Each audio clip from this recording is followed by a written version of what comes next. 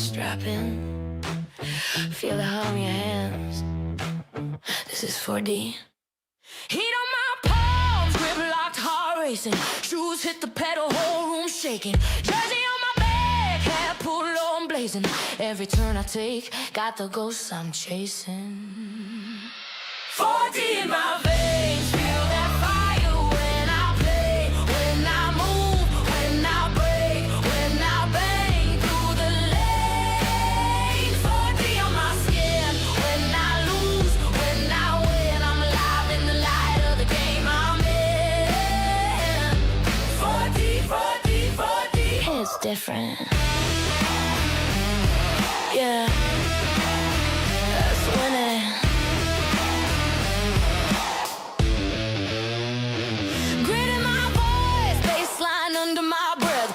Stamped on the wheel like a crest. I don't just play, I live it every step.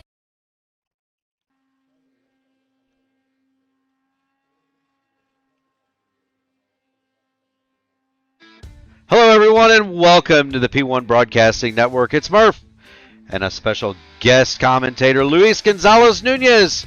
And we are live at Twin Ring Motegi on the oval side of the house for tonight's Horizon IndyCar Series race. It is round number 5, and we've got a dandy. Luis, this is one of my favorite tracks. Actually, that's good to know. It was one of my favorite tracks. Just in DW12, to be honest, is better. But now it's more difficult with all this stuff with the hybrid, all this stuff with the anti-roll bar, weight jacket is making more difficult, more stuff. But you know what? The track one person love a lot is Matt Wagner. I put in my thought for him today because I remember when we racing in the Lionheart here, he have always a good result in this track, and mentioned the other league he competed before, the ERL. He won the race, so I think he have at least he have a good result over here. So I hope for him have a good result, because my thought and my bet is for him today here in this track. By the way, it's really cold. Yeah, really cold. my lone iRacing IndyCar Series win came at Twin Ring Motegi. It's a 1.549 mile course here on the oval. They call it Twin Ring because there is a FIA Grade 2 road course that is adjacent to the oval, but it's unique among rovals in that the road course and the oval never intersect. They share a common garage, a common grandstand, but the two tracks never intersect. The IndyCar Series has a long history here. The first race, 1998, won by Adrian Fernandez. The Kart Series came here through 2002, and then when Honda went to the Indy Racing League, Twin Ring Motegi, which is owned by Honda, went with it. The final IndyCar race was here in 2011, and it was on the road course due to the large 2011 earthquakes that hit Japan. The oval was declared unusable, although it has been used since. Takuma Sato last ran a lap in 2024 here in his 2017 Indianapolis 500 winning car. NASCAR has also raced here in the Coca-Cola 500 exhibition race, and so this track does have a lot of history to it. The lap record on the oval, Luis, 25.830. That was Helio Castroneves, the 1999 Firestone 500K. The IndyCar track record here, 27.097, set by Thomas Schechter in the 2003 Indy Japan 300. It is an odd track. It's an odd layout, and we're going to jump on board with John Stellard here as we close out qualifying, so we can show the fans at home what this looks like. He's going through turn 1 and 2, LGN. This is the wide end of the speedway. Yeah, that's the top. Actually, one of the easy. I have a bump in between the turn 1 and 2. Then it's coming the brake zone in the 3 and 4. Then this is the difficult part, because the wall is coming to you. You're not going to the wall. The wall is coming to you. Look like that on the inside. And that's the one you make the pole. I think the pole position isn't when the way you make it in 3 and 4, the way you're braking, the way how much you're gonna brake and how much you're gonna go to the edge, to the end. So because you don't brake it before, you're braking almost when the car they cannot turn anymore. So that's the way. And Stella in the second place. Yeah, John Stellard with a massive lap, 27.128. Matt Wagner is actually under the IndyCar track record, 27.006. He is the only car under the current IndyCar track record, and that is the end of qualifying, Luis. 18 cars signed in, and we are set for a banger here at Motegi.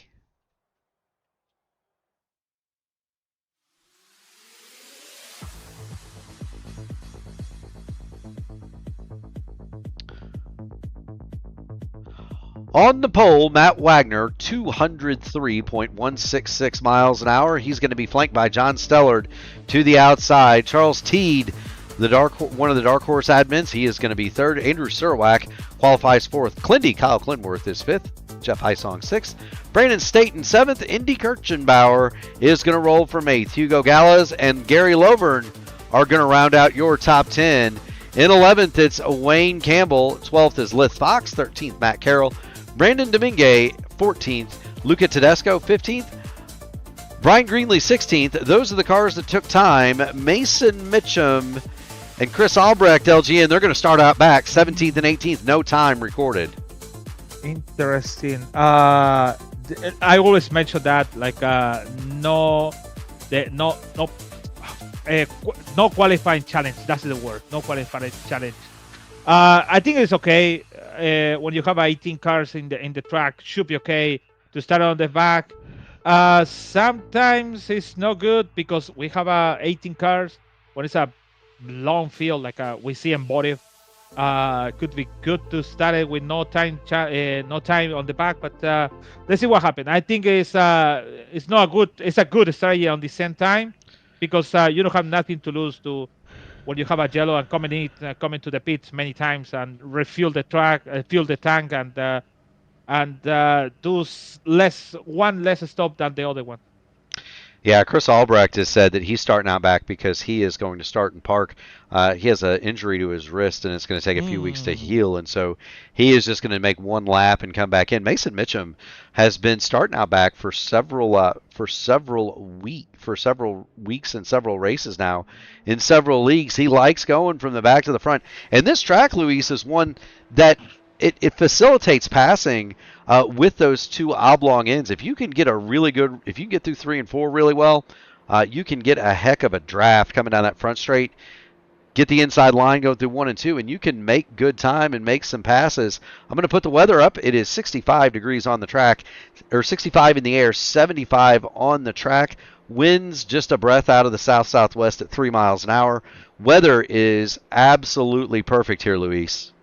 It is perfect to the tires don't lose. I really agree with you about the 3 and 4 is the main one. Some people use the high line to going low or braking before to have a more acceleration to the end, or maybe braking after to have a slow exit. It's really a mix of stuff here in Motegi. It does indeed. Pace car is getting ready to pull on off. Matty Wagner, John Stellard, going to lead him to the green flag. Barney's got it in the air. Here come 18 Indy cars down the finishing straight at Motegi, and we are under green. The race, LGN, is on. Yeah, it's on with Matt Wagner take the lead. Nice restart, actually. John Stella, you know what? Clendy take it side by side. And this is the hard part because the car is going high and a couple laps. I think I always said this: the leader the second place have always 2 laps to make the pass. After that, kind of tough to take the lead. I'll tell you what's really tough. Lith Fox is way up on the top of the speedway, and Lith Fox, there he is. He dropped all the way back to 14th position. On that start, he got way high, and he's threading the needle. Oh, my God. You can. That was close. It is close. You can do that here at Twin Ring Motegi. We'll jump in the car with Lith. You can get those things. You can get these things 3 and 4 wide here, and they are 3 wide now. But the problem is that you've got to be really cognizant, LGN, of that exit turn 4 because the car naturally wants to knock down the wall. Yeah, actually, it could be go to the wall. You think it's gonna go to the wall, but what if you're turning too much, you will lose the car. It's a mix. It's really difficult. I think look like flat. They have some banking over there, but not necessarily because after that is coming the change it from the banking to the flat and make the car change it the the thing faster and then lose the car in the turn of 4. So it is tough. Actually, Lil Paul start to pull back to 17. I don't know, maybe starting C didn't like it and instead of going back. Well, Lithvox is now 17th, and he could have got in the wall a little bit over there. He was really, really high, LGN. The good news for Lith, if he can keep everything pointed in the right direction, and that car does have a little bit of damage, they do get a fast repair in this series. But Lithvox, who is among the points leaders, he is second in the standings, just 13 markers behind Kyle Clinworth. Lithvox needs to get that turned around and pointed back in the right direction. Meanwhile, the fight is on for third. Matt Wagner has pulled away a little bit. John Stellard secured in second. But Kyle Clinworth and Charles Teed are going at it, Luis. Yeah, it's going side by side. And there, I think Chad have the Charles have the good momentum to take the place. I think it's just patient. I always said it's a long race. It's not like the fixer. Oh, kind of loose over there, Charles, and in the middle on the track. I think it's just take a patient on the track because it's a long race. Now Clendy side by side and then turn 1 and 2. It is okay. You can leave it over there. But look at that. Charles with the side draft. Still side by side with him. And actually, Charles have the good place to make the turn in 3 and 4. Yeah, Clendy got alongside with a good draft on the front straight. He had the preferred line going through turns 1 and 2. Charles Teed fighting back on that outside line. Clendy has not yet cleared him, LGN, but there he goes. So Clendy now is in the second spot, and Kyle Clinworth is going to begin his march toward the front with John Stellard. Not so fast, though. Here comes Teed back on the inside. It is coming from the inside. I think...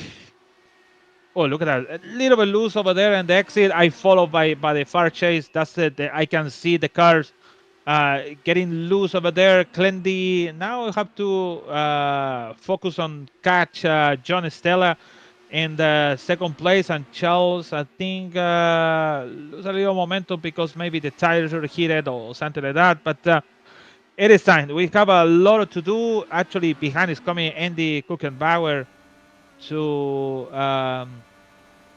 make the approach on Charles, but it's not about the make the turn 1 and 2. It's about the way he braking in 3 and 4. That's why getting close to Charles. But look at that, Andy is going close to the wall. That's okay.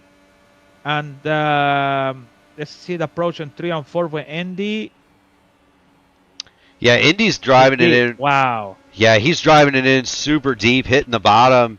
And then accelerating hard off the corner. We've got the telemetry up. We are on board with Indy Kirchenbauer, the prodigy, as he tries to chase down veteran Charles Teed.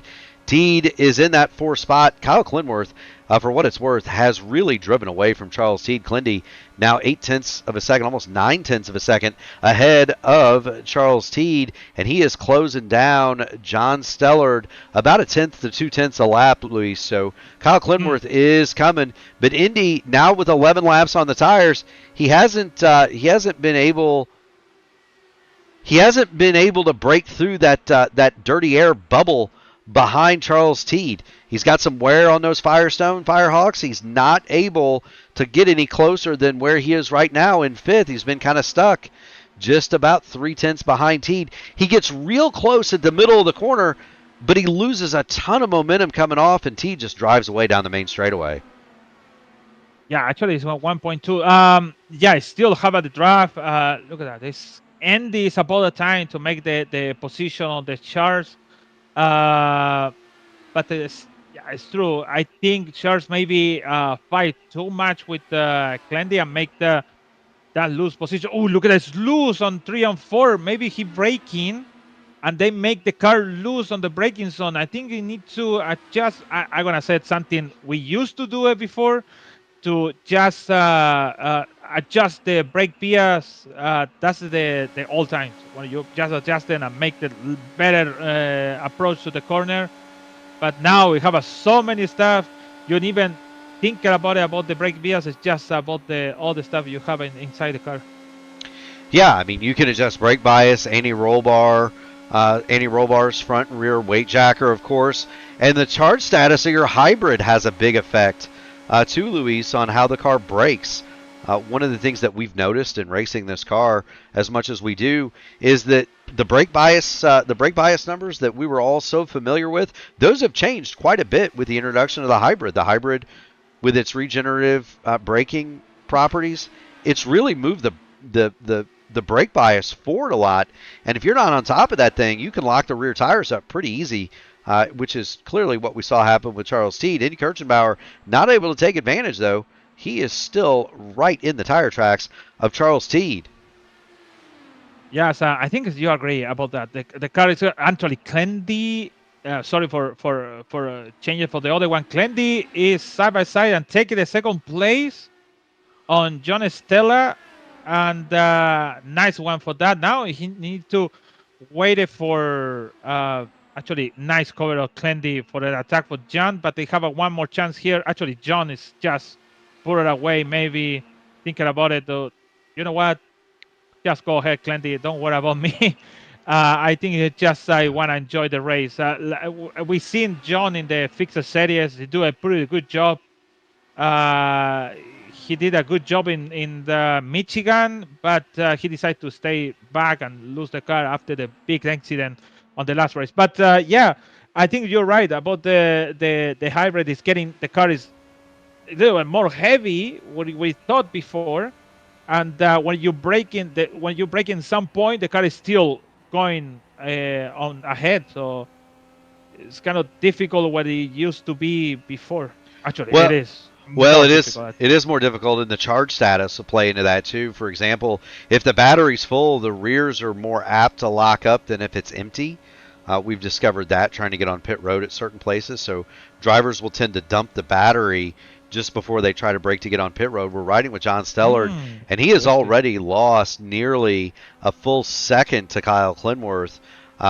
Meanwhile, Indy Kirchenbauer continues to stalk Charles Teed. This is by far the best battle on the speedway.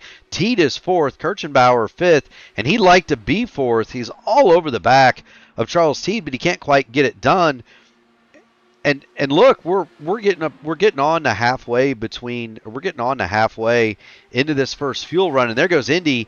He's going to hit the bottom, and he's going to make the pass on Charles Teed. Big wiggle from Teed, but Indy Kirchenbauer makes it through. Yeah, make it through, and I think Charles again. Sometimes when you're thinking you're strong inside the car, I think it's better to thinking about the future. About this race is not about the fixer series. It's a sprint for 17 centi laps, and I think it's better to just hold it, wait for the opportunity, than losing in just in one battle. I hear Charles is not complaining, but comment about the hybrid. I think it's about that. Maybe it's not really. It's like me. It's not really into that. It's just turning left and that's it. So, but he doing a good job actually. He keep the car in the track, and that's a good thing for now. It most certainly is. Right behind Charles Teed, you've got Gary Lovern. Gary Lovern is running in the sixth spot in that Votive Racing League machine. Andrew Surowac is seventh in the Gatorade colors. There's Surowac. He is currently seventh. Brandon Staten is in the eighth spot, pink and black on the side of that. Dallara, number 9. Hugo Gallas is in ninth for the Votive Racing League team. There's Hugo, longtime IndyCar community stalwart. And in 10th, You've got Wayne Campbell. Wayne Campbell in the 42 runs 10th. And there was a big slide from Brian Greenlee coming off of turn number 4. He's going to get passed by our broadcast buddy Luca Tedesco. There goes Jeff Hysong. And we got to go back and see that from Brian Greenlee. This is what happens, Luis, when you're at Motegi and you put too much weight jacker in the car coming off of turn number 4, gets some dirty air, starts toward the wall, and watch this. Boom. He just went, you know what?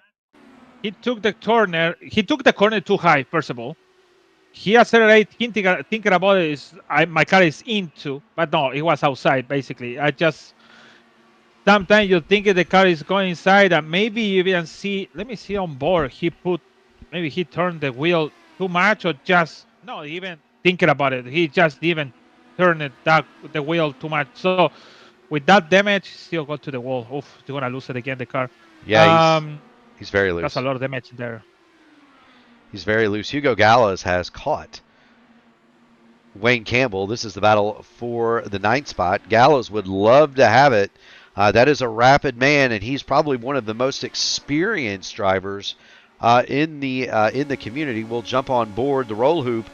Hugo Gallas, as he works to the inside of Wayne Campbell, can't quite keep it even, LGN, as he goes down the front straightaway, but he's going to have a huge draft here, and we'll see if he can make the move on Wayne Campbell going down the back into turn 3.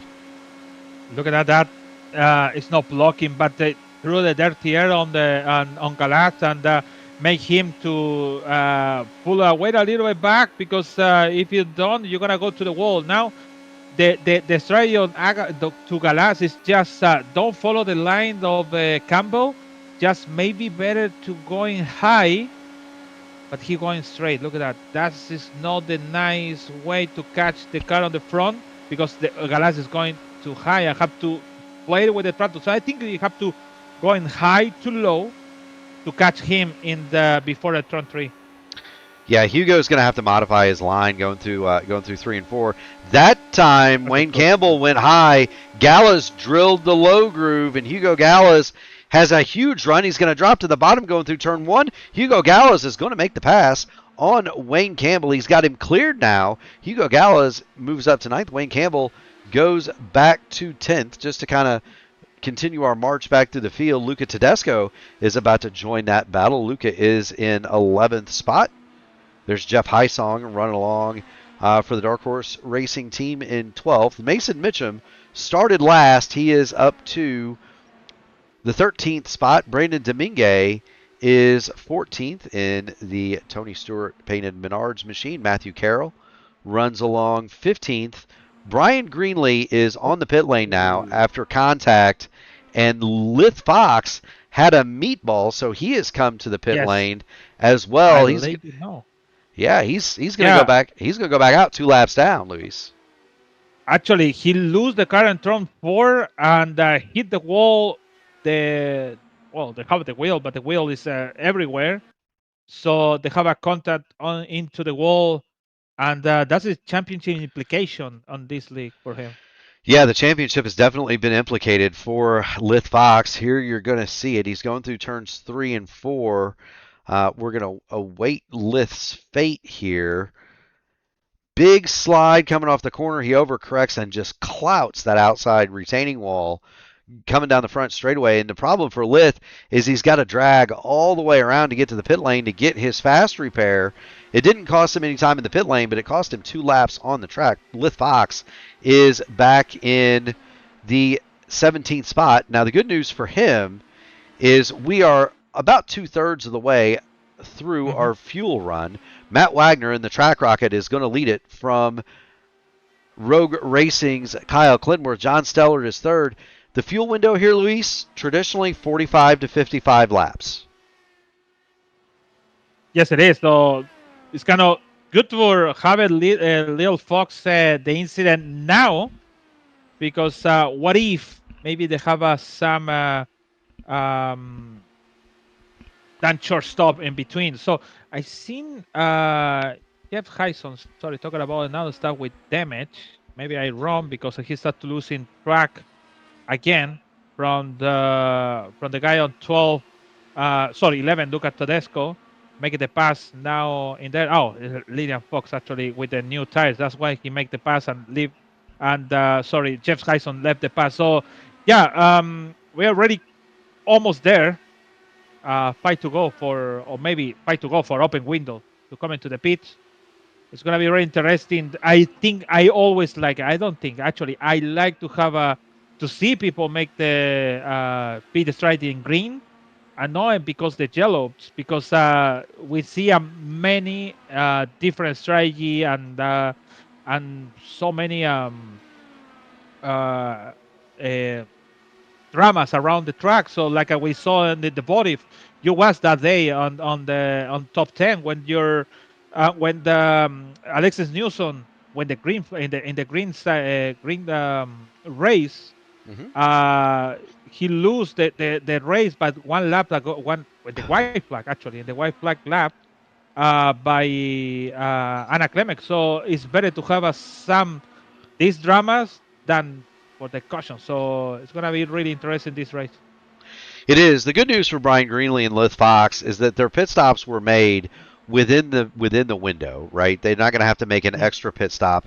If you're running this race in three equal measures, you would start to come to pit lane at lap 44. You'd stop at 44 and 88, and that would take you three equal 44 lap runs. You can Mm. go as many as 50, 55 if you're saving. I've seen extreme fuel saves up to 60 laps here. Oh, And so you can make it quite a while on fuel. That of course is how Danica Patrick won her race here, was on an economy run, and give her credit, right? You win the race by finishing the advertised distance in the lowest elapsed time, and Danica Patrick found a way to do it over Helio Castroneves in 2008. We're watching the battle between Hugo Gallas and Wayne Campbell. Gallas has been working on Campbell for quite a while. They've been back and forth. Gallas made the pass. Campbell passed him back, and now Hugo is not going to quite clear him, LGN, coming off of turn number 2. yeah. I think that the line Hugo is using now is like when you don't want to use it because you're going line to make the turn. Oh, the Campbell is almost hit the wall, but Campbell have the better speed to outside, and Campbell can use all the track to do that move for inside again. And what if make the pass in the turn 3? Yeah, one of the things you don't want to do here is be pinned down on the bottom.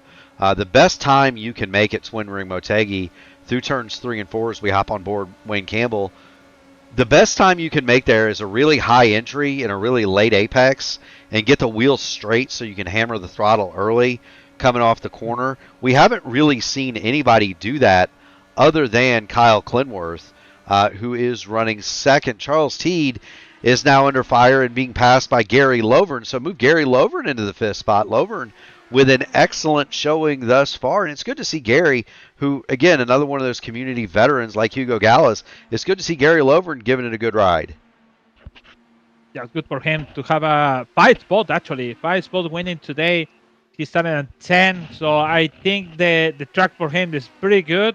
Same for Andy with 4 spot and on the on and 4. Actually, he started in 8. He now is in 4 positions, so pretty good. I think it's about Charles. He's making he have some problem with the car. Who knows what is the problem? But I think it's just a battle to keep it the car in the track, and leave it pass by the people. Now, in between Gary and Andy is just about 3 seconds, 3.8 between each other. Caution, we've got And we have a caution on the caution. speedway. Caution is out. Brian Greenlee. Caution is out for Brian Greenlee. Oh, he hit the wall in turn 4. Yeah, here's He just went straight. Whoa. here's Greenlee. He's coming off of turn number 4, and you're right, Luis. That car is just going to go straight. And I wonder if he was having a tire issue. Uh, Uh, I wonder if he was having a tire issue uh, that led to that. That almost it looks like either an equipment failure at home or he roasted the right front off, which you can very easily do here. Watch this. This car is just going to go straight into the wall coming off the corner. Bam! Just no grip to turn, and Brian Greenlee has towed and retired. That's going to mean that this man, Lith Fox, is going to get a lap back via the lucky dog, and he'll be able to pit. Greenlee, the cause of the caution, so he is not eligible. Lith Fox will get one of his laps back.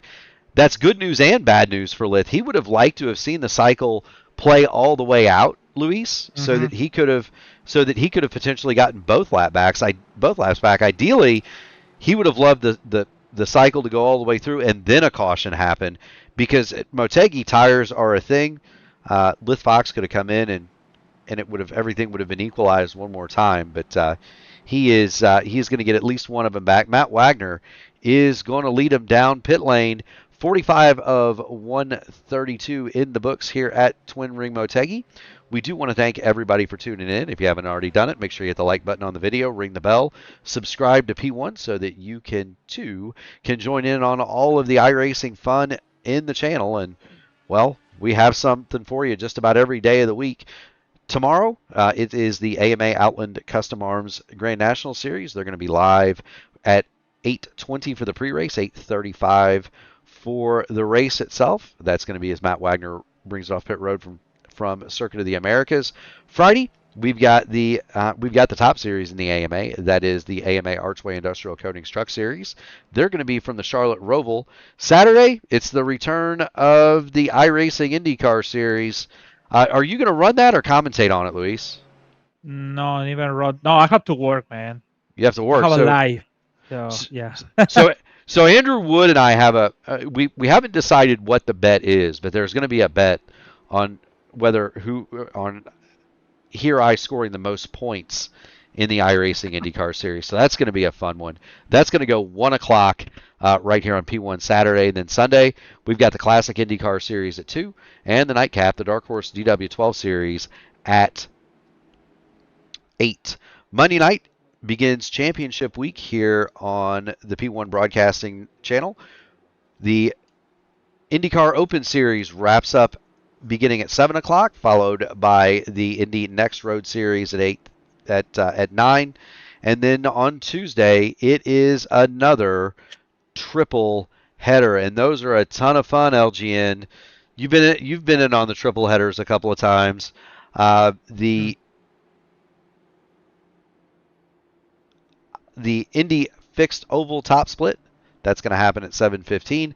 Indy Next Oval Top Split is going to happen at 8:30. And the Nightcap, Area 51, they're going from Kansas at 9:30. Do want to thank 4D Racewear for their sponsorship of the series. If you need some sim racing apparel, hats, gloves, shoes, whatever your heart's desire is, they've got it. They don't sell the one thing that I want from Jim Herrick, and that's a Hoosier 500 ring. You got to win one of those, but go see Jim over at 40racewear.com. Get yourself some shoes. Those things are fabulous. We also want to thank Taupe Soaps. It's a specialty soaps company that do handmade soap that is made to look like your favorite IndyCar racer. You can get one of those over at taupessoaps.com. If you enter the code Horizon, you will get a buy one get one free as we head back to the green flag. It is out. We're going to ride on board with the competitors as they get up to speed here. Indy Kirchenbauer looks. Black. And we've got a black flag. And I think it's incident. Oh my God, we have an incident. Then look at Tedesco lose the control on the restart. And also, it's Dominguez hit the wall. Wow. Yeah, Mason Mitchum has a black flag. Dominguez and Tedesco both with the meatball. And we're going to see exactly what we've got with Luca Tedesco here. Here he is. He's up on the outside retaining wall.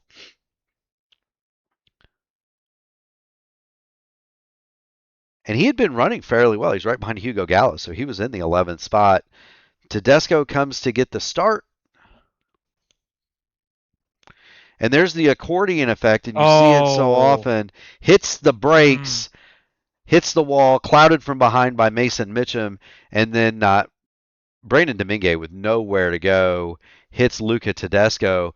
And let's have a look at it from the perspective of Brandon Domingue. They're traveling through 3 and 4. And remember, when you watch this at home, this is at halftime, and so they have to react twice as quick as this. Uh, but just watch this. Watch this. This is wild. The concertina effect happens up front. Everybody Oh, goes. Everybody slams on a brake. Watch this. Boom. Just nowhere to man, go. the smoke about the Tedesco spoon he did, it is impossible to see it. And you just see it when you hit the wall, they hit the car. That's it. Yeah, you don't. And you got to remember we have a huge advantage. Lith Fox goes by. He's going to get back on the lead lap. So Lith Fox is back in it with a chip and a chair here, LGN. But you're right. I mean, and we're up on the roll bar, so we're sitting 6-8 inches above the driver's head. They see even less than that, especially when you're all packed up on a restart like that. Do want to thank again everybody for tuning in. Nice crowd on hand for the Horizon IndyCar Series. If you haven't already done it, make sure you hit the like button on the video, ring the bell, subscribe to the channel, get yourself some hats, shoes, gloves over at 40racewear.com. And if you go to taupesoaps.com, you can put in the promo code Horizon and get a buy one, get one free. Get yourself a Pato Award caricature face in a soap. And it's good stuff, LG. And every time my wife goes to the bathroom, she gets stared at by Pato Award. Look, It's good stuff. yeah, I that's pretty good though. Yeah. anything you can do to get one over on your spouse, go ahead, right? We are 50 laps completed, working lap 51 here at Motegi. Under caution, Matty Wagner leads it, Kyle Clinmore second, John Stellar third, and they have been that way since about halfway through the first run. Indy Kirchenbauer is fourth, teammate Gary Lovern fifth, Charles Teed is sixth, Andrew Surwack, Brandon Staten, Wayne Campbell, Hugo Galaz round out your top 10. Mason Mitchum, Matthew Carroll, Jeff Heisong, Lith Fox, the remaining cars on the lead lap. Brandon Domingue, Luca Tedesco still run. They have affected their fast repair, and they are back out on the speedway. Lith Fox has also used his fast repair due to an earlier incident, but he is in good shape back on the lead lap. Domingue and Tedesco 2 laps down. Brian Greenlee in 17th, Chris Albrecht in 18th have retired from the race, and we are getting ready, Luis, to go back to green flag racing. Yeah, Clendy, I always said this, the second place have only two chance to make the pass. When it's a green flag, you have a one chance. The second chance, maybe waiting for the mistake for the leader, but for the condition we have on the track and also the expertise of the Wagner on the front with clean air, it's gonna be really tough for Clendy. The 2026 season one champion, the Texas Series, so it's going in green now. We are back to green. Matty Wagner gets into the loud pedal. Kyle Clinworth is right in his tire tracks, and right behind Clindy is John Stellard. We'll see if we get the Clindy Cindy going through turn number 3. We've got the camera on him. Wagner moves low to throw the block. Stellard stays high. Clinworth going to the outside, LGN. He's going for the inside, but look at that. Wagner, it's going to the wall. Oh, whoa, Clindy spins it! Hard into the inside wall. Yellow flag. Kyle Clinworth has spun and smoked the inside wall. Left. I hold my breath. I don't think there was contact there, Luis. I think Clindy just had a little bit too much wheel in it. He comes off the corner and he has to check up. He got a heck of a run coming off the corner. He had to check up and spun the car out to not hit Matt Wagner. Unfortunately, they have a contact. It's just Wagner braking because he went straight to the wall. That's why I hold my breath. But I see Wagner went too low and too. Yeah, it was too low for Wagner. I think he should be missing the the apex to coming out. So Glendy hit the wall. I hit Wagner on the camera. Yeah, let's see. We're in the blimp. And there's your Yeah, contact. So you're exactly right, LG. And I didn't think he hit him. I thought he checked up to avoid him. Um, it's not Glendy fall, yeah, it's a racing unfortunately. incident, and Clindy's gonna Hmm. have Clindy's gonna have uh, Clindy is gonna have the meatball. The good news is he's under caution, so Clinworth's gonna be able to come get that fast repair and be able to get right back into the fight. He won't lose a lap. And he's going to have about an 8-lap tire and fuel advantage over the field. So that'll be fun to watch, right? Kyle Clinworth charged through the field, Luis. It's gonna be really fun to watch. Oh my God! You know what?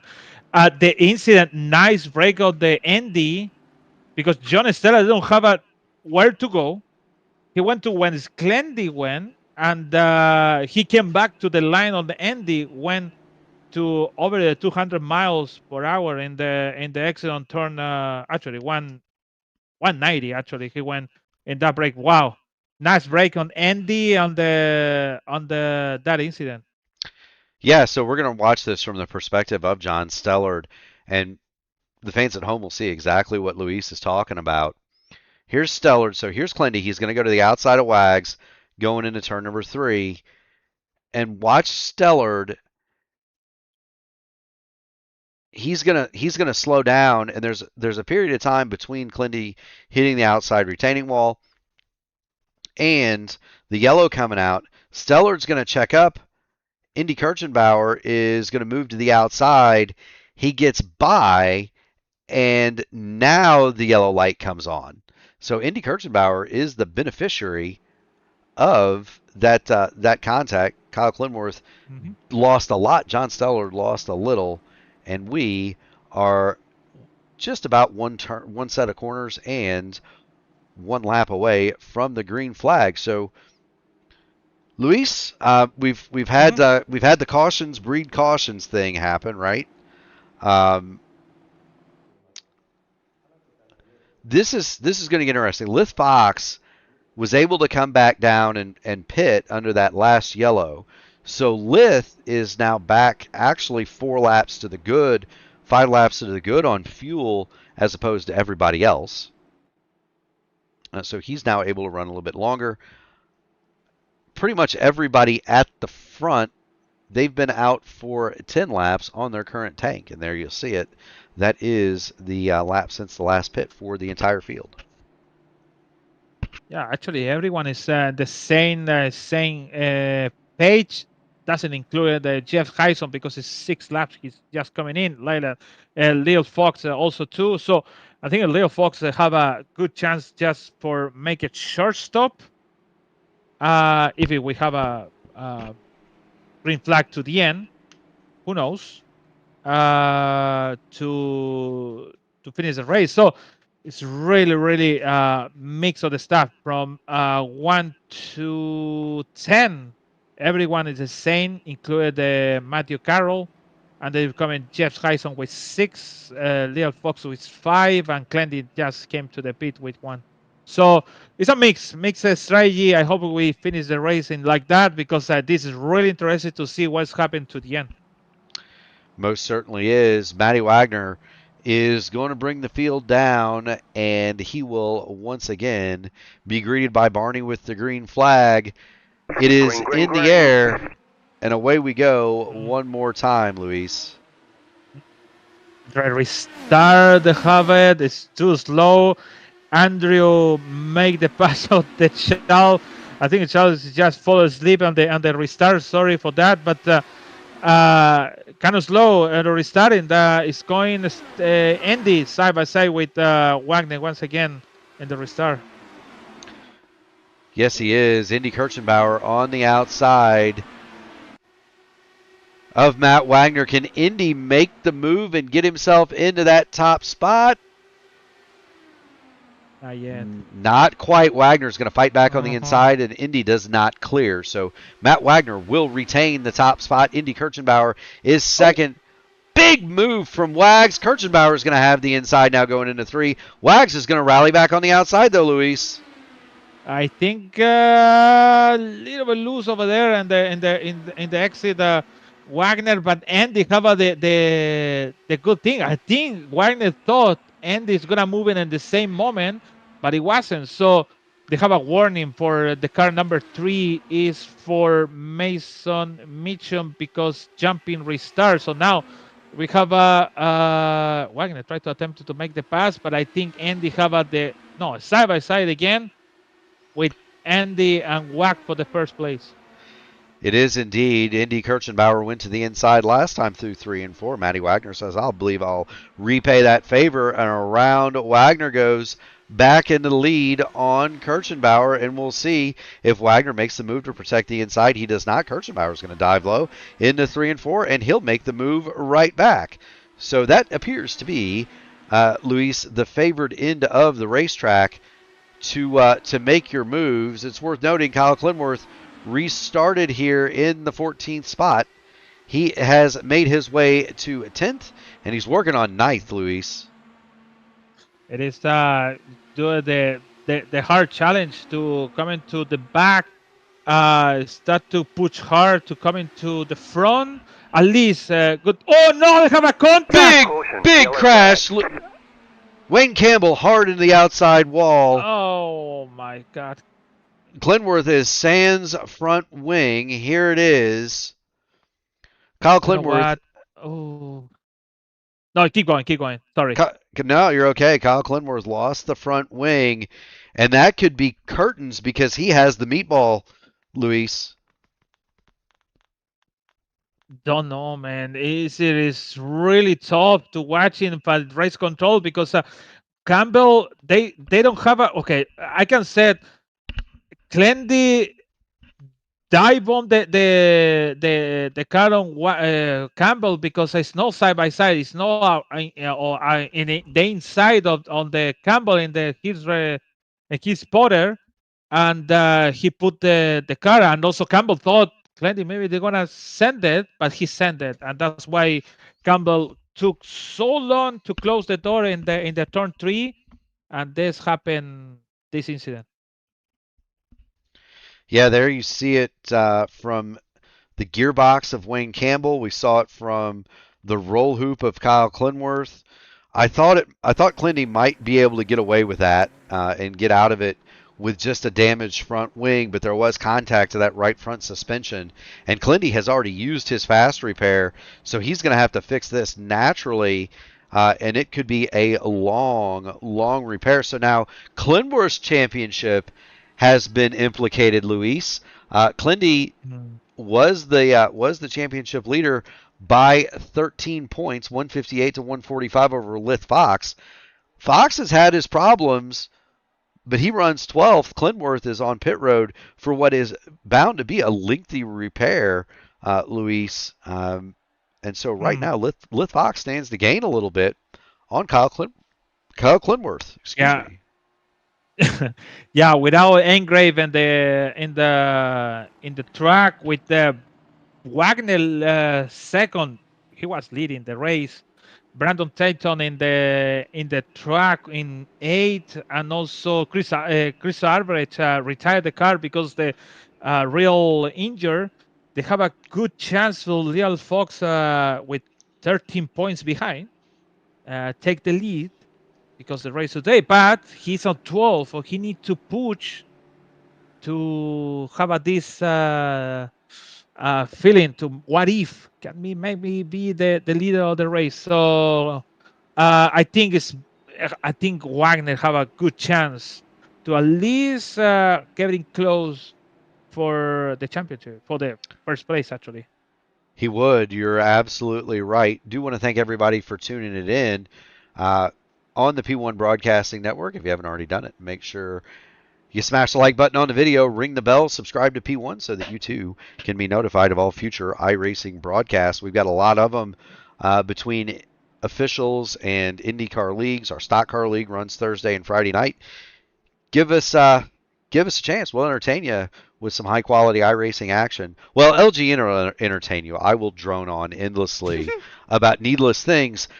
We are under caution, 64 of 132 complete here at Twin Ring Motegi. Do want to thank 4D Racewear for their sponsorship of the series. If you go to 4draceware.com, you can find yourself the absolute best shoes, hats, gloves made for sim racers by sim racers. 4draceware.com.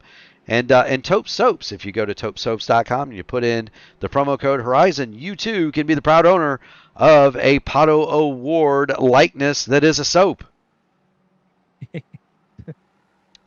Buy one, get one free on that deal if you put in the promo code Horizon. It's a pretty good deal. I've got a couple of those, LGN. Enthusiastically enjoyed. Indy Kirchenbauer leads him back, and he gets a jump on Matt Wagner. Look at this. He reaches out to 10, 15 car lengths. Kirchenbauer is gone, and Wagner is about to have a problem in his rearview mirror in the form of John Stellard. Yeah, that's what I thought. It's really slow restart on the Wagner. It's gonna take you a little bit hard to getting close to Andy because the mirrors of the Wagner is above the John Stella. It's getting close by 1/10, and behind is Gary Lovener, kind of far 5/10 behind. So don't worry about that. It's just Wagner on John Stella. It is Wagner on John Stellar. Matty Wags has now caught Indy Kirchenbauer for the lead. So the draft powerful enough to pull Wags right up behind the prodigy Indy Kirchenbauer. But Indy is taking a very aggressive line, Luis.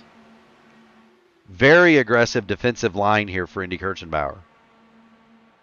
Let's see. Let me see.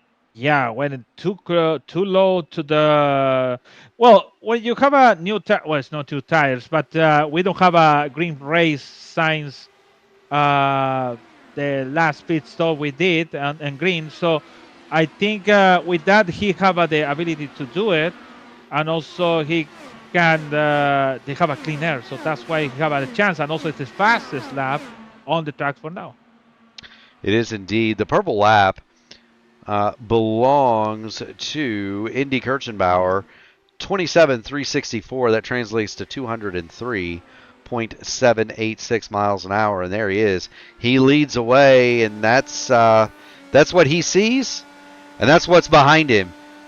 Kyle Clinworth is ahead of Indy on the track. Clinworth spent 2 minutes 31 seconds under repair. He is one lap down. Same as Wayne Campbell. He's 20 seconds behind Campbell. So Clindy needs to catch Campbell, and then he needs a caution. Yeah, actually, I don't know. Maybe the caution and just pray to have a competitive car against the older guys, because after that damage, I think the car is not really competitive. I think in between the different all this car by itself is almost 2/10 slow than Andy. So Andy did 27.4 last time, and Clendy 27.5. So it's 27.5, little bit more. So it means it's almost 2/10 slow per lap. Well, now that's 2/10. Yeah. Well, now it's about even. Crucially for Clindy, though, he's 0.3 of a second faster than Wayne Campbell, and so Clinworth is reeling in his opposition. And there's Clindy. He needs to stay on that lead lap. And look, all is not lost for Kyle Clinworth. If he's able, he's going to be able to run about 20 laps longer than everybody else. And so for Clindy, he needs one of two things to happen, right? He needs to catch Wayne Campbell and get a caution, or he needs to just have a caution after the leaders pit, and he would get a lap back. So again, all not lost for Kyle Clinworth, and he's out there. He's circulating just a touch of the stopwatch slower than Indy Kirchenbauer, but not a whole lot. There's a battle for third. Gary Lovern and John Stellard are going to go at it. Lovern has the preferred line on the inside. Can he clear John Stellard?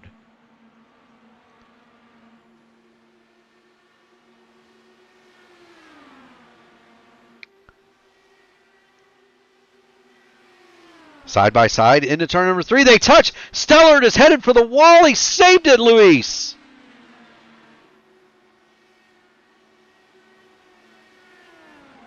John Stellard just had a moment He just You know had what? a moment, Luis. Go You know ahead. what, my friend? I talking about myself and have my micro muted. Haha. My God. So yeah, I comment about John Stella. I comment about about something else. I don't remember what. But yeah, you know what, Gary? I think John Stella thought Gary is going low to the apex, but didn't. So sometimes we take a little more longer to turn the car to the apex, but that's when Gary Lovner did, and John Stella have a contact with him. Yeah, so Gary Lovern right there was defending the apex. He was going to do a late turn in and force Stellard out wide. Stellard turned in thinking Lovern was going to turn in, and he didn't. They banged wheels a little bit. John Stellard nearly caught the outside wall. He gets everything moving back in the right direction, but that's dropped him into the clutches of Charles Teed and Andrew Surwack, who are having their own fight. Surwack going to dive to the inside in turn 3. Yeah, it's going with Charles. It's still side by side, and there, my God, both cars waving around so it really kind of loose. So you know what? Oh my God, nice pass of Charles for the 5th place. Now Andrew's going a little bit low. Yeah, that's okay. Good battles around, to be honest. Actually, if you're going a little more back to Jeff Heiston and also Hugo Galas in top 10. That was close. I think this is the battle of the cars for all of this train between Charles to Chef. All of them by what, 2 tenths, 4 tenths maybe. So getting close. Yeah, there you see it. Jeff Heisong going to move underneath Hugo Gallas as we get into the P1 airship, but they are right together here at Motegi. Heisong can't make it stick on the bottom. Gallo's going to drive right around him on the outside as we get to lap 79 of 132. And these drivers in the front, they're going to have to start thinking about pit stops. They've been out 33 laps. Now, a lot of that's been under yellow. I would anticipate them to hit pit road sometime between lap 100 and 110 for their final stops. And then it's going to be who takes gas only, who is going to take tires. Tires do matter here. Indy Kirchenbauer is about 0.2 of a second off of his best lap time. Matt Wagner about 0.3. Gary Lovern's dropped off 0.4 in third place. So tires are going to matter here. Do you gamble and take gas only, Luis, or do you think everybody's going to get tires? Surwack is all over the back of Teed. Well, some people know how much I count in liters, but you count in gallons. So everyone knows how much time is put the specific fuel to put the 4 tires. So I think, like I just said, it really matters about the tires over here, especially in 3 and 4 when you're. Some people braking when you're turning. You cannot do it because you're gonna degrade more your tires. But because the temperature of the track and also they already did a pit stop before before the tanks went off. I think they have already have the map or the deal or they already know how much percent of the tire they use. So I think all depends. I think I'm gonna take tires, man. I don't wanna have any problems, especially when you exit to the pits. It's flat. It's difficult to exit in the high speed. So I think it's better to take the tires and just put the fuel. And what if you have some battle for the victory or for the position you want to get? Yeah, I'm with you, Luis. I think I'd like to have me some tires on my car. Indy Kirchenbauer is now into the 7s, so he's about 0.4 of a second off his best time. And he is not catching Kyle Clinworth. Clindy is now pulling away from him a little bit, although Kirchenbauer is still in the picture. And for Clinworth, he's got to stay ahead of that silver car behind him. He does not want to go 2 laps down here. He needs the cycle to go all the way through. and then he needs a yellow before he pits in order to have any chance at a good finish. Meanwhile, the championship implication is this man, Lith Fox. Lith Fox is currently running along ahead of Matthew Carroll. Lith has not had a very good day himself, but he is in 11th, and that is 4 positions clear of Kyle Clintworth, so he could take a bite out of that championship lead. And Matt Wagner, currently second, he stands to gain the most in terms of the points table if he can just finish right where he is. Yeah, I think Later Fox is kind of far. It's really far for Jeff Hyson is side by side with Ugalas. So I think it's a good thing for Fox is Jeff is battle side by side with Galas, but they're still losing time about these two guys on the front. Yeah, you wonder with Twin Ring Motegi being the way that it is, Luis.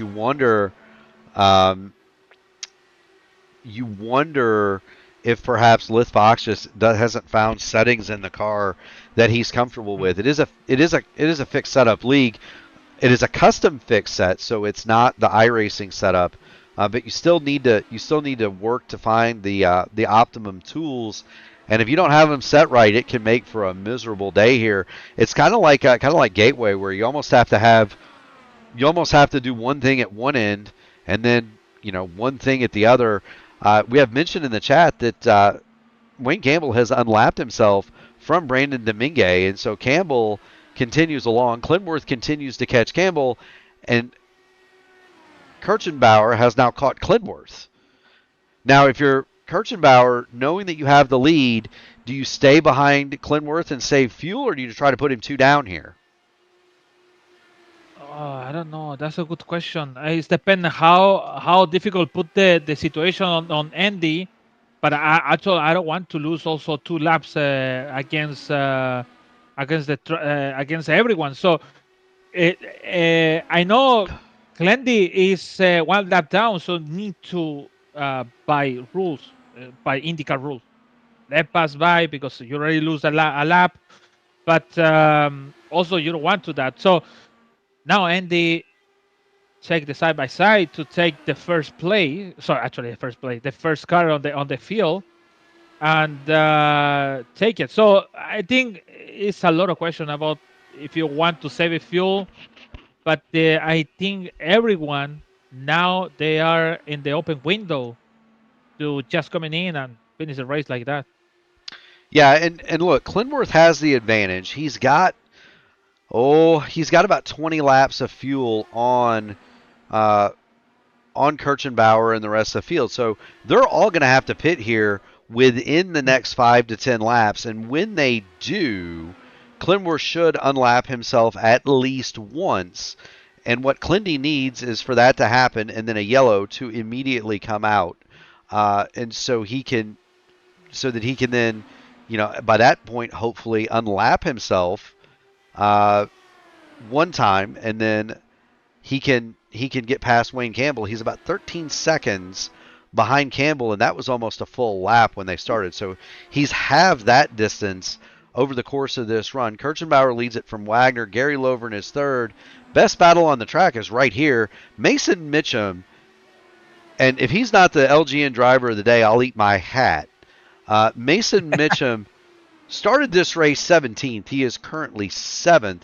He's just gone by Brandon Staton and is looking to run down Andrew Surowack here.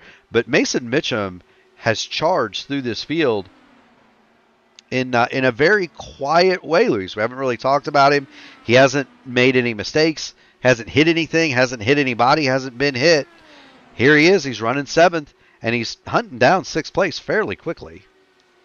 Yeah, it's a good job, Mason Mitchell. And there, actually, if I know my memory is pretty bad, yesterday, no, Pavlones won the race yesterday. He finished on the podium. He finished 2nd yesterday when we seen the incident in between Brian Campbell, the other Campbell, versus Brandon Trost in the last 3 laps to go. So he won yesterday in the Fixer Series in Michigan. So he have a good result in there. And what if he have another good result here with 38 to go, and in Motegi. Indeed, Mason Mitchum continues to look after Sarawak. He's reeling him in little by little as you're right on board with Mason Mitchum in that Votive Racing League machine. But he's also got problems to his inside. Brandon Staton has decided he'd like to have that position back. Staton has moved to the inside of Mason Mitchum. Yeah, he tried to put a little bit back on the car, but oh, that's close to go to the wall, Mason Mitchum. That's why I just again hold my breath to see if it's something happened, but Mason let the pass by on Brandon, but I think he have the momentum once again to return the position. I hear calling pits by Jeff Kyson. Somebody else called the pit it in. Wagner's coming to pit it in. Yeah, So it's that to the last. Yeah, so here's Matt Wagner. He is coming down the pit road at lap 98. We'll stand by and wait for Indy to come into the pit lane, and here he comes. The Prodigy peels off the racing surface. That will give Kyle Clinworth back to one lap down, and when things cycle back around, Clindy will technically be on the lead lap, but he's got about 15 to 20 laps of fuel.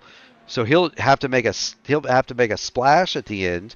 There's Brandon Domingue. He is in. Gary Lovern is your leader. How about that, Luis? That's pretty good for him to have it on the lead. But soon, he's gonna come into the pit and he's gonna leave the lead for John Stella. No, actually, John Stella is coming to the pit now. But good for him actually to have it points for lead a race in this race. It is. He does indeed. Lovern leads it from Staton, Mitchum, Hugo Gallas, and Lith Fox. Everybody else has come into the pit lane. Lith Fox has 5 more laps on his tank than Lovern, Staton, Mitchum, and Gallas. Here comes Lovern. Staton appears as though he's going to stay out for one more circuit. So too Mason Mitchum and Hugo Gallas. And so now it becomes a game of who is going to stay out the longest. Interesting. You know what is interesting? Matt Wagner passed Indy after the pit stop. Yes, he did. Matt Wagner is now half a second ahead. As we see Brandon Staton come in, that's going to promote Mason Mitchum to the lead. There's Matt Wagner, and he is indeed, as you see, ahead of Indy Kirchenbauer. So Matt Wagner has reassumed the lead. Reassumed the theoretical lead. Actually, in the lead is Mason Mitchum. He is due into the pit lane at any moment. He's going to come into turn 3, and he'll hit the pit lane as well, and that's going to give the lead to Lith Fox. And Lith Fox is saying, somebody, anybody, nobody, but somebody spin their car. Luis, he is praying to the racing gods for a caution right now. Oof, it's gonna be.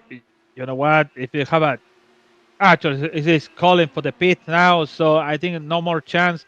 They always told me this: if you're gonna at least have a chance to win the race, just stay to the end, leave your tank empty. But what if I have the chance to have this opportunity to lead the race, started for the back and lead the race, and then come in the yellow flag and be on the front because I decided to stay out for long. But I think for Fox today, not a chance. No, he played the cards he was dealt, Luis, and he played them well.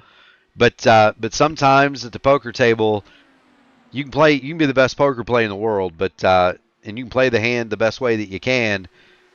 But if you don't have the cards, it doesn't matter in the end. And Lith Fox is going to drop well down the order as he takes his final stop.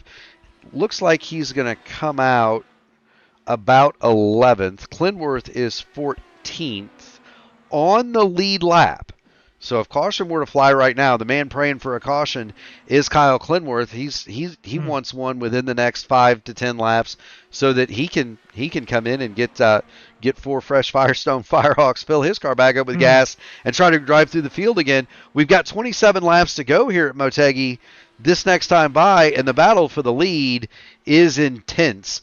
Wagner and Kirchenbauer lead it, and they are some 7.5 seconds up the road from Gary Lovern. Wow. So yeah, this is the battle. I think side by side, almost side by side with Andy. So Andy did the 8.3 seconds on the box. Wagner did 7.8 on the box. That make it Wagner get close to him in this battle for the victory. So 27 to go, and they need to throw everything Andy to catch the first place. So he's doing a pretty good job. He was 4 tenths, 3 tenths, 4 tenths. Now it's a tenths, almost close, wheel to wheel, and it's going again in turn 3 for outside, and it is, my gosh, this side by side, it is dangerous, especially for the inside car, because you have the chance to spin the car and lose the race by that, or just lose the position because you don't want to lose the car for the spin. No, you don't. And look, we're swapping back and forth your onboard Indy. Let's take a look at what Matt Wagner sees out of his right eyeball, and that's how close this is. It's at 100 at 180 miles an hour. You're diving that thing in there, Luis, and you're trusting the man next to you that he's not going to hit you. And both of those cars not handling as well as they might like, but it is very, very close between the track rocket of Matt Wagner and the Votive Racing League machine of Indy Kirchenbauer to the ends. Indy. Wow. Indy wow. He's nearly sideways, Luis. It is amazing how the Indy. You know what the problem is about Indy to hold more the braking to the end is maybe you can reheat your tires and use too much brake in there. So look at that once again. Look at that. Andy breaking more to the end. Wow, side by side. Wow. So that is a good battle. I don't know how the net code is not working over there, but it's pretty good job, man. It's Indy is driving it deeper. Matt Wagner is getting a better drive off the corner, and that's how he's able to hold off Indy Kirchenbauer. And you wonder how much tire Indy is using. Wagner blocks it low. Indy overdrives the entry one more time, and Wags just says, all right, young man, you're going to have to slow up when you get off the corner. I'll have that lead right back. That's the veteran. That's the veteran LGN on the inside and the hot shoe on the outside. Clinworth has made his final stop. He will drop back to 16th spot, but it is one heck of a fight at the front with 21 laps to go. Yeah, he's doing a pretty good job in the braking zone. I really surprised how Andy's still behind on the Wagner. For sure, the condition on the weather on the track make this stuff working like this, because normally always seen 100 and 110 Fahrenheit on the track, and even can make it the side by side here, but let's make it work. So Andy is still making it's not dive bomb. I don't want to say dive bomb because it's not dive bomb. Is when you're going to, and it doesn't matter how it's going to, but you're going to brake. But it's holding the brake all longer than the Wagner. But Wagner, you know what? No way to brake in. And now, you know what? With that move Wagner did, start to Andy pull back again. And I think need to maybe one more lap to Wagner to secure that position, because Andy is now back for 3 tenths. Yeah, I think Indy very much so toasted the tires on his machine. We're going to hop on board with him and watch from the perspective of Indy Kirchenbauer as he tries to rebuild that track position what he was doing on the outside is awfully hard on the right front. Wagner being much easier on his tires, Kirchenbauer much harder. Now they don't have as far to go in this stint, so I mean they don't give you a refund on him, Luis. You might as well burn him up. But Kirchenbauer is driving much harder than Matt Wagner, and I think he got his tires hot right there. He got in the dirty air and just couldn't keep up. Yeah, he did a good job actually. It was a really surprise to do all this side by side for more than 10 laps actually. Yellow. It was yellow. We have yellow, and it is Clendy. it is Kyle Clinworth for the third time, and that is going to put paid to his effort this evening. Clendy ends his night against the outside wall off of turn number 4, and the car just went straight. It's almost like he blew a tire, Luis.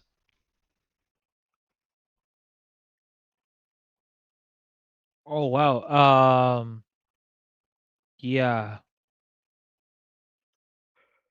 I don't know what to say, man. So to be honest, look like super weird. The way went to the wall looked like a DC. Looked like something happened. His setup make hit the wall like that. Well, I'm kind of thinking about this, and that's going to give a chance for everybody. Should they choose Luis to come down to pit lane? You know what it looked like to me, and this is just me. Sometimes when you get damage on one of these things, the crew will fix it, but it's not necessarily fixed all the way. They might get the suspension fixed, but it's not lined up, and it could have been that he had excessive right front tire wear, and it just, it got the thing overheated, and bam, into the outside wall he went. Whatever the reason, Kyle Clinworth is going to be out of this race and credited with the 16th starting spot. And now the question becomes, is anybody going to pit? Wags is not going to. We do have takers, though.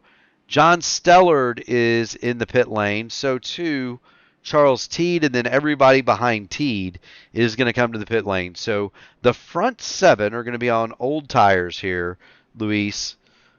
Mm-hmm. The back 7 are going to be on freshies. The back 6 are going to be on freshies. How about that? That is very interesting strategy. Actually, it's a lot of cars. You know what? It is. You know this.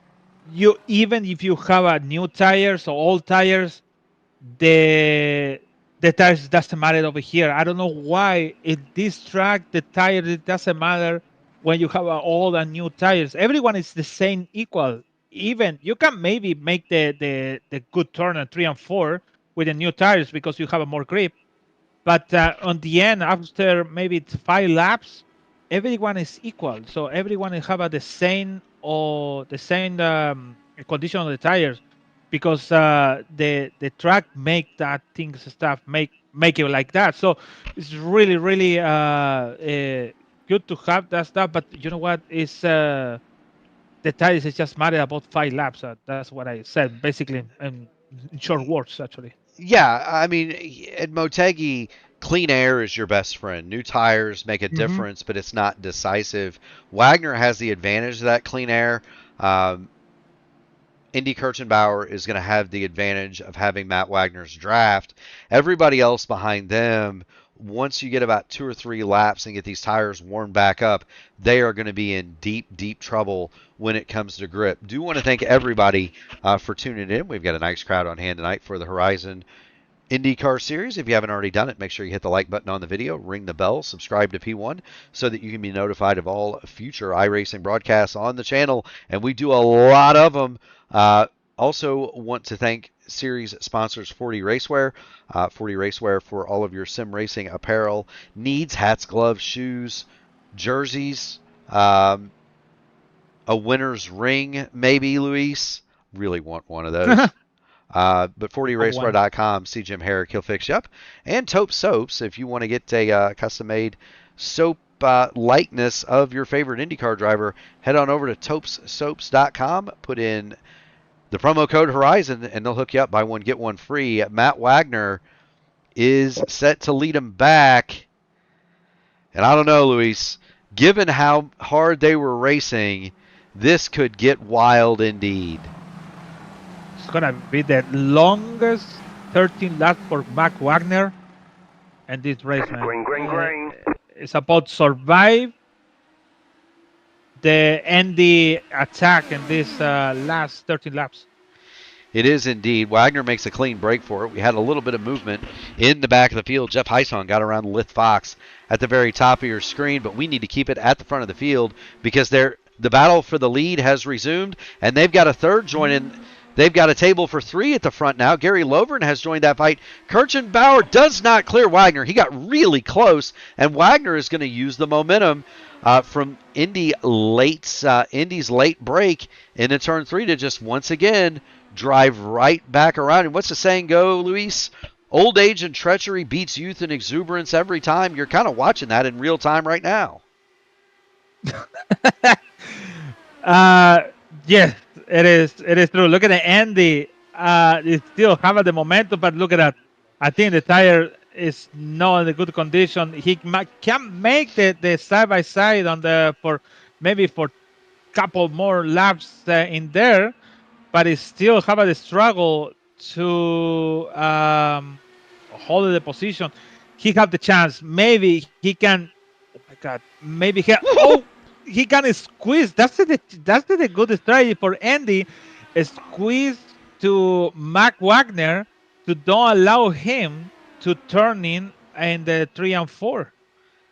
Hello to Mr. America 48. You are tuning in the last 10 laps of the Horizon IndyCar Series round from Motegi. Luca Tedesco just set the fastest lap.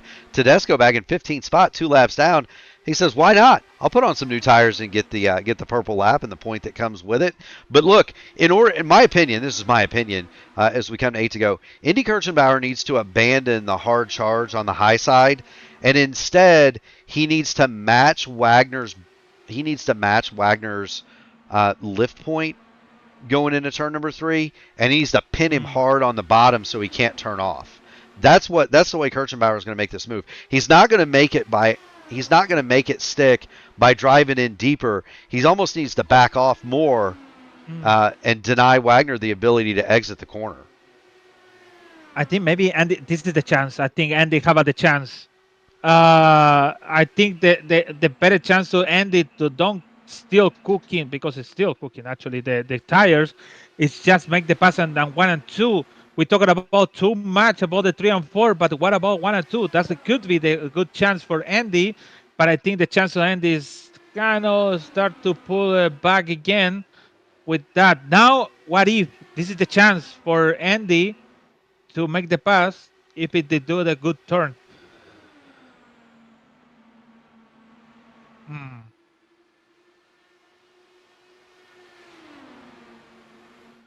It is indeed. Kirchenbauer continues to work that high side, but now I think you're right, LGN. I think that he's burned the good off of the Firestones, and now he's not going to be able to continue to mount that charge. Kirchenbauer swings way high into turn number 1, and he's going to try to get wide on entry and then kind of climb under Matt Wagner on exit to get the draft. But Wags just pins it right on the bottom. He's not going to let him do that. Again, that's experience leading youth, and the experience is telling right now, Luis. Yeah, actually, I think Jeff Heisong have a problem. I heard Jeff Heisong complaining. Oh, they have a contact with the Hugo Galas and 3 and 4. But we don't know what is the call in this decision, man. But Hugo Galas and Heisong have a contact in 1 and 2. Sorry. Well, it was on the backstretch. They just kind of came together over there. It's hard to tell if Heisong went up or Gallas came down, but there is contact, and that's why we have Shane Coker in the tower to officiate these things. Meanwhile, we get back to the battle between Lith Fox and Charles Teed, because Lith Fox has lit the afterburners. He's climbed up to 7th, and with the retirement of Kyle Clinworth, the championship is once again implicated, Luis. Yeah, it's taking maybe going to the lead, but look at that. I think it's gonna lose on the egg. Oh my God! I was close to the entry on the 3 and 4, and he retained it. Went again the 7th place. I think Charles have a good chance. Actually, both of them have 12 laps for the new tires. I said new because the other one they have over the 30 laps on the old tires. So I assuming with 2 to go, we're gonna go the white flag. He could be taking one more place on there.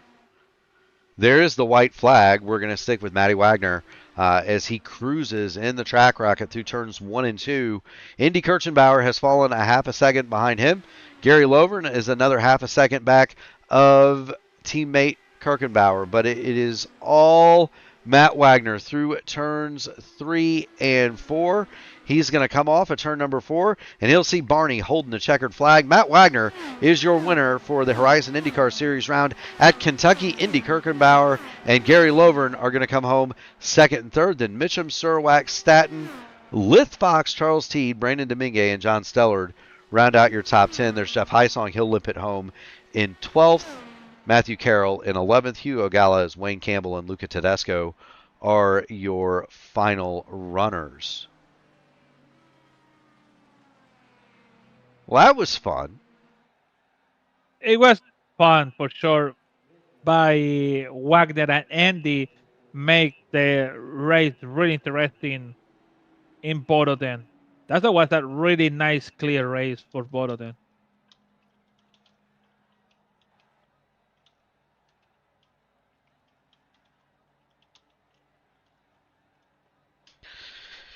And there's Wagner. We'll see what he chooses to do to celebrate his victory here at Motegi. Wagner, a veteran, he's going to act like he's been here before, and I don't believe he is going to destroy the car, as is the fashion. Well, no, there he goes. He's going to do what I do. He's going to take a victory lap the wrong way around, the old Polish victory lap for Matty Wagner. He wins over Indy Kirchenbauer. Gary Lovern scores the final step on the podium. Mason Mitchum is fourth. Andrew Surwack fifth. Brandon Satin, Lith Fox charges back to 7th. Charles Teed 8th, Brandon Domingue 9th, and John Stellard 10th. It is worth mentioning, Luis, that none of the cars that took tires on that final caution actually passed any of the cars that stayed out. They passed each other, but they were not able to make any inroads into the cars that stayed out on old tires. So file that information away. In 11th, Matt Carroll, Jeff Heisong 12th, Hugo Gallas 13th, Wayne Campbell 14th, Luca Tedesco, Kyle Clinworth, Brian Greenlee, and Chris Albrecht round out your 18-car field.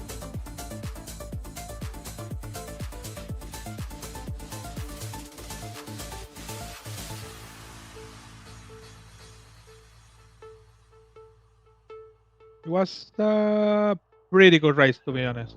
Once again, good for Mason Mitchum, 13th spot. He started 17. He finished on 4th. Lil Fox maybe keep the championship alive by his side, sorry. And Matty Wagner maybe take the second place on the championship.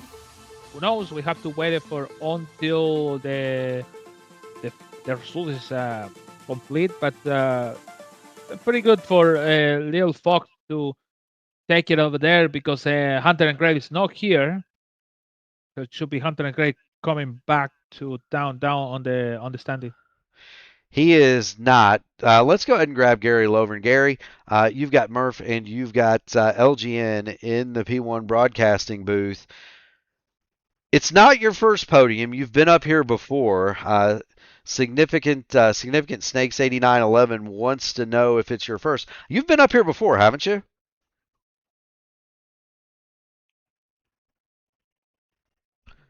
I believe we've lost Gary Lovern. Gary Lovern, you got Murph and LGN in the booth. You got a copy? Yeah, can you hear me? I can hear you now. So the question was posed in the chat if you had been on the podium before. I seem to believe that you have been. Yeah, I have been. It's just been a while. Well, So welcome. this was good. Well, I tell you what. Welcome back to the podium. You had kind of a fun trip. Tell us about your day. It was good. I didn't have nothing for Matt or Indy. They were way faster than me. I just wanted to keep up with them and try to keep third, and worked out. It worked out indeed. Luis, Yes, sir. do you have any questions for Gary Lovern? Let's see. What about the tires? It's a good question about the tires. Really, the condition on the temperature on the track is really low. So, what was your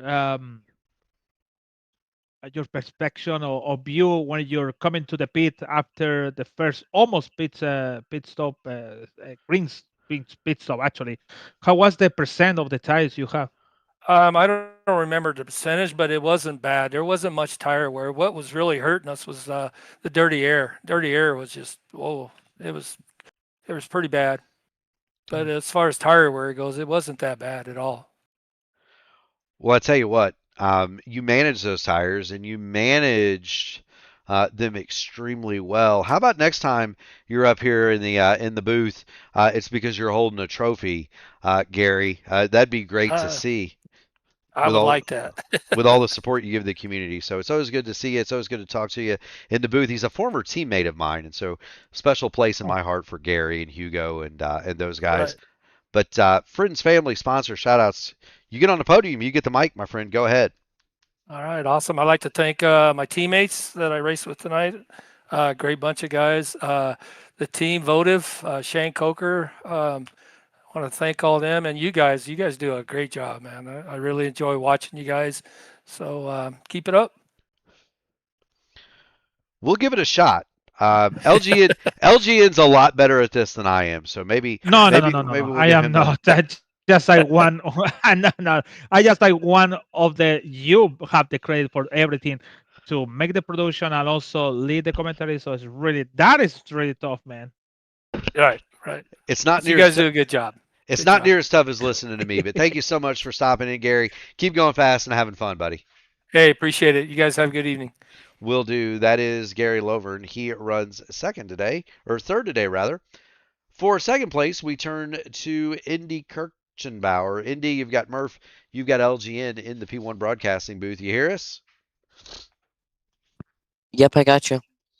So you and Wags staged just about the one of the best battles we've seen on P1 for a long time. You went something like 20 consecutive laps without touching, without laying a glove on one another.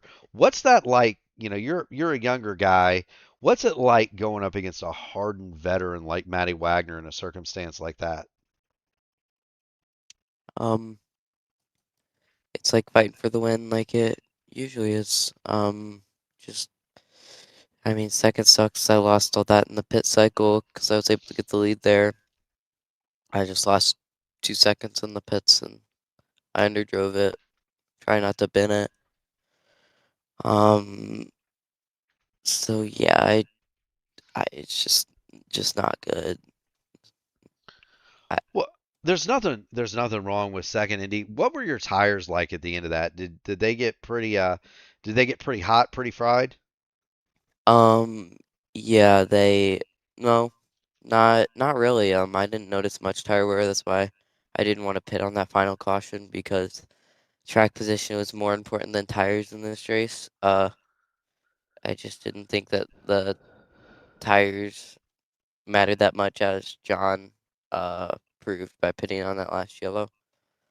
Um, but yeah, I like this track, so I had fun, but it's um just yeah, it's just not a second 2 weeks in a row is not good. At least for me. Uh, but yeah, I had a shot at this one. I messed up Q as well, so second's not terrible. It's decent for if I'm gonna try to catch up on points, which I don't know if I can make all of them, but I hope I can. Um, But yeah, it's just disappointing. It's not one spot higher.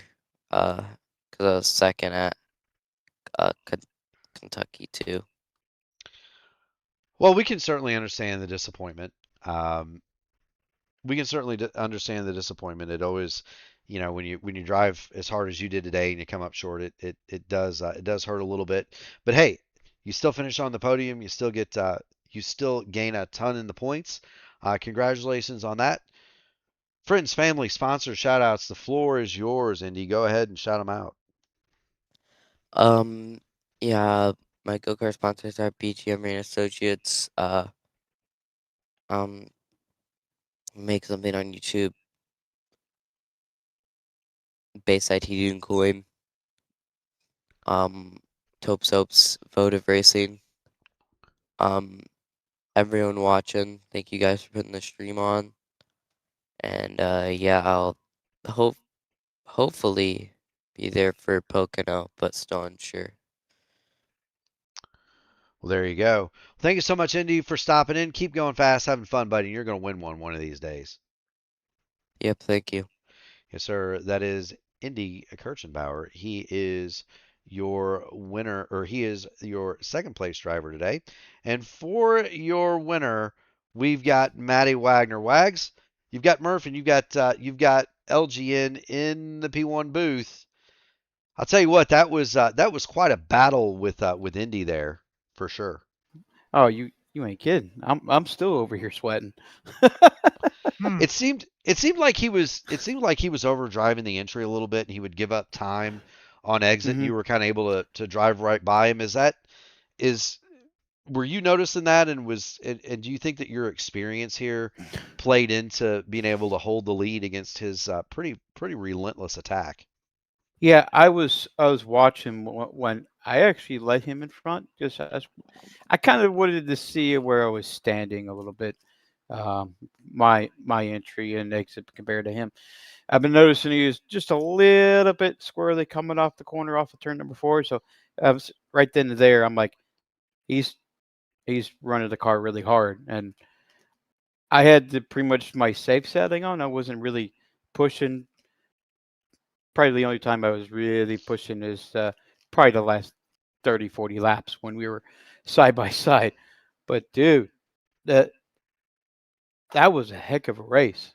I'm sure you guys in the broadcast, it was pretty entertaining on my end. It was a lot of fun. It was really entertaining. Luis, do you have anything for Matty Wagner this evening? Come on, I don't know. Let me think about it. I don't want to make a question to we'll come you for back to you. sure. But no, for sure. No, I have a question. Yeah, always I asking Legari about the tires degradation.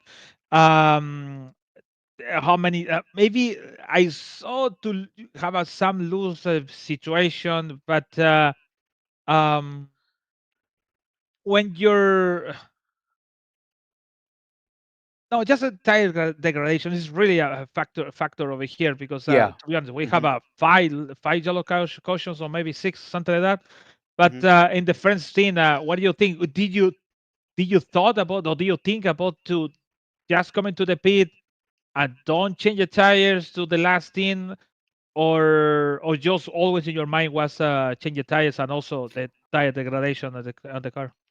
Oh no, I'm definitely going to change tires because as you know here, tire heat. As soon as the heat builds in the tires here at this place, you start running extremely slow. The tire wear wasn't all that bad. I was down toward, probably about low 80s, but about high 70s, a little bit. That was for probably expect Indy's tires pretty about 75, maybe a little bit more than that, because it will. Yeah, we can do what 47 laps to a fuel run, which is incredible here. 18 gallons of fuel. But the tires, eh, I'm gonna be changing tires every time because you saw. I know you're the broadcaster of the Elite Series. You saw one of the cars that came on that last final stop did not take tires on that last stop, and he was the first car out. And you saw what happened to him. He dropped like a rock, and it goes to show you, I'd rather take tires and have more speed in the car over time. There you go, Maddie. Thank you so much for stopping in. Congratulations on the big dub. Friends, family, sponsor, shout outs. You got the mic, buddy. Hey, we got a bunch of sponsors. 40 Wastewear, Taupe Soaps, everybody. Pre-One Broadcasting. Oh God, I still bunch. I still have yet to see my other sponsors show up to the races. So, oh yeah, big shout out to LGN for filming for the wreck. Yeah. The wreck crashed out. Big Yeah. shout out to you, my friend. You really stepped up, and I thank you for joining Murph in the broadcast booth tonight. Yeah. You always give a added flavor, spice to it. Shout out to my parents. I know they'd be watching some of my races. So that's 4 in a row here, boys. That is 4 in a row, 4 different leagues. Hopefully we Nice. can keep it going this track, and it's a good feeling. So what you're saying is we're going to have Motegi on every Horizon IndyCar Series schedule. No, it's not coming back next season. So I tell you what, Maddie, thank you so much for stopping in. Keep going fast and having fun, buddy. We'll see you at the next one. hey guys, thanks. Yes, sir. That is a very, very happy Matt Wagner. Luis, we never got your driver of the day. Oh, I said Mason Mission by starting 17 or something like that. So that is the driver of the day for him today. The Mason Mission, I said. Let me confirm. Mason Mission, yes, he started 17, finished at 4th, so pretty good for him because make the pass in Motegi, it is tough. It doesn't matter if it's we have a yellow flags. Always is difficult here. Yeah, it most certainly is. Megan Passes is very tough at Motegi. Mason Mitchum drives it through the field all the way up to the 4th spot. Congratulations to Mason Mitchum. Do want to thank ULGN for dropping into the booth. Short notice. Ryan Eric King out with a touch of food poisoning this evening. Luis got a call at 6 o'clock, and he was in the booth at 8. So thank you so much, my friend, for stepping in and helping me out. It was fun, actually, to be honest. Thank you so much. Really fun.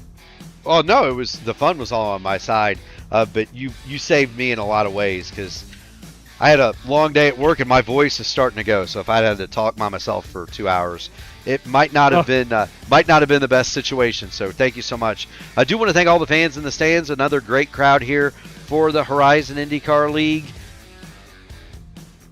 and it'll be back. Yeah, that's pretty good. Yeah, it will be back. So the rest of the schedule for the week is as it goes. The end of the Formula Super Series race is live on the sister stream. Jacob Collins has that one. And then Thursday night, tomorrow night, we're going to have the Outland Custom Arms Grand National Series live from Circuit of the Americas. Friday night, 8:20 pre-race, 8:35 start. It's going to be the AMA Archway Industrial Coatings Truck Series. The Trucksters, again, 8:20 pre-race, 8:35 start. Saturday, we open the IndyCar iRacing Series, 1 p.m. start from Sebring. Sunday, the Sim Gaming Expo IndyCar Series, that'll be presented by 4D Racewear, by the way. The Sim Gaming Expo Classic IndyCar Series at 2 on Sunday. And they'll be followed with the nightcap, the Dark Horse CW12 Series, presented by 4D Racewear. There is a special presentation on Sunday at 8:20. The Formula Super Series is going to go to Talladega. Now that's going to be fun, Luis. The Formula Supercars at Talladega. I actually would love to see that. Monday night begins championship week on P1. The IndyCar Series is going to be IndyCar Open Series live from Phoenix. The Indy Next Road Series from Adelaide. That's 7 and 9. On Tuesday, it's another triple header. The IndyCar Oval Series Tuesday night top split from Legacy, Texas. They're going to be followed by the Indy Next Oval Series from Pocono at 8:30, and then the nightcap, the Area 51 IndyCar Series from Kansas, 9:30 for Area 51 next Tuesday. The Horizon IndyCar Series is off next week. The Formula Super Series will be back at Watkins Glen. And that is the upcoming schedule. We do want to thank all of our partners, 40 Racewear, Topes, Soaps, the Horizon IndyCar Series, for having us back. We want to thank the fans in the stands, the drivers on the track, and we really want to thank the people that really make it possible, the police, the firemen, the military, the EMTs driving the ambulance, and Luis, the nurse that unloads you when you get there. From the bottom of our hearts, we thank you all. Everybody, have a great rest of your Wednesday, and we'll see you tomorrow night.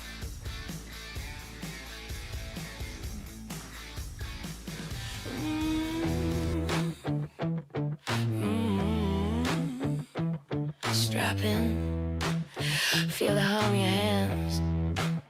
This is 4D. Heat on my palms, grip locked, heart racing. Shoes hit the pedal, whole room shaking. Jersey on my back, hair pulled low and blazing. Every turn I take, got the ghosts I'm chasing. 4D in my veins, feel that fire when I play, when I move, when I break, when I bang through the lane. 4D on my skin, when I lose, when I win, I'm alive in the light of the game I'm in. 4D, 4D, 4D. It's different. Yeah, that's winning.